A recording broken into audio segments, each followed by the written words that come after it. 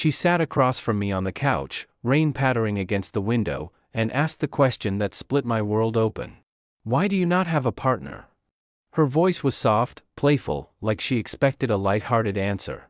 But for me, there was no joke to make. The truth hung in the air between us, sharp, unspoken, and impossible to share. She was the reason. My name is Elias Thorn. I met her 2 years ago, on a gray afternoon that felt like the weight of the world had settled over the city. I was helping my closest friend move into a third-floor apartment, my shoulders aching from hauling boxes of books, my shirt damp with rain and sweat. She was his sister, standing in the doorway with a tray of warm cookies and a calm that felt like a lifeline. Her name was Elara. She smiled as she handed me a towel, her fingers brushing mine briefly, and said, "Thank you for helping him. He would never ask for it." In that moment, something shifted. For the first time in years, I felt seen, not for what I could do, but just for being there. Back then, I was adrift.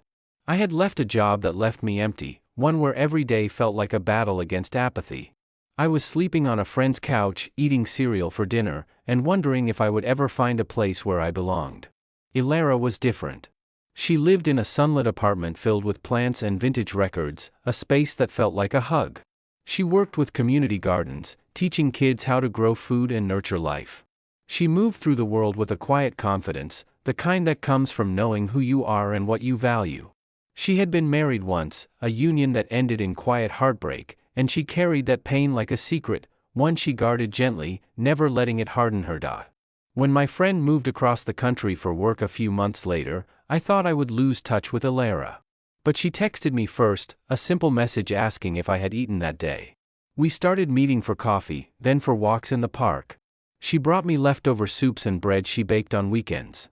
I fixed the creaky shelf in her kitchen, replaced the broken bulb in her hallway, and helped her haul bags of soil for her garden beds. It was a friendship built on small, kind gestures, ones that felt safe, until they did not. Slowly, the lines blurred. It was the way she laughed at my terrible jokes, throwing her head back and touching my arm like it was the most natural thing in the world. It was the way she listened when I talked about my fears, her eyes never wandering, her presence a steady anchor. It was the night a storm knocked out the power, and we sat on her floor by candlelight, listening to old jazz records and talking until dawn. She leaned against my shoulder once, her hair brushing my neck, and I thought my heart would burst. But then she pulled away, smiling softly, and changed the subject. I knew I could not push.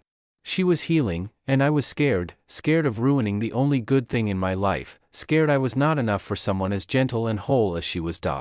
So I stayed quiet. I was the friend who showed up when her car would not start, who helped her plant marigolds in her garden, who listened to her talk about the kids she worked with until the sun went down. I pretended every smile did not make me fall deeper, every kind word did not feel like a gift I did not deserve. I watched her heal, watched her laugh more freely, watched her start to believe in happiness again. And I was happy for her, even as a quiet ache settled in my chest, an ache that grew stronger with every passing day. Then came the night she asked that question. We had just finished watching a movie, one of those slow, nostalgic ones that make you think about life and love. She was curled up on the couch beside me, a blanket draped over her legs, her hair falling loosely around her face. The room was warm, filled with the scent of her lavender candle. She turned to me suddenly, her eyes bright in the dim light. "You are a good person, Elias," she said. "Why do you not have a partner?" I froze. The world went silent, the rain outside fading to a whisper. I wanted to tell her the truth. I wanted to say that no one else felt right, that every date I went on felt like a distraction from the one person I truly wanted. I wanted to say that my heart had chosen her long ago, without my permission, and that no one else could ever measure up. But the words stuck in my throat. I saw the caution in her eyes, the shadow of her past, and I could not bring myself to add to her burden. So I shrugged, forcing a smile. "I guess I have not found the right person," I said. It was a lie, but it was a kind one. She laughed, teasing me about being too picky, and I laughed too, even as something inside me shattered. After that night, I tried to pull away. I told myself I needed distance, that I could not keep orbiting someone I could never have. I started working longer hours, avoided her texts for hours on end, and made excuses when she asked to meet. She noticed, of course she did. Elara noticed everything. But she did not push. She just sent me a message one day that said, "I hope you are okay. The world is better with you in it." That was all it took. I folded, texting her back immediately, asking if I could come over. When I saw her, she smiled like she had been waiting, and all my resolve crumbled. Months passed in this dance, close, then distant, never quite enough. I watched her grow lighter, happier, and I knew it was only a matter of time before someone else came along. That someone else arrived on a spring afternoon. I stopped by her apartment to drop off a book she had lent me, and she answered the door with a glow I had never seen before. "I have something to tell you," she said, her smile bright. She told me about a man she had met through the community garden, someone who shared her love for growing things and quiet days. She was not sure where it would go, but she was excited, nervous, but hopeful. I told her she deserved every bit of that happiness, and I meant it. But when I left her apartment, I drove to the waterfront and sat there for hours, watching the rain fall on the water. I cried, not because I was angry or bitter, but because I realized I had been waiting for a sign that would never come. Love, sometimes, means letting go. A few months later, she told me she was moving. She was going to a small town with more land for gardens, a place where she could build the life she had always wanted. She called me the night before she left, her voice soft over the phone. "Thank you," she said. "For being my friend. For being there when I needed someone.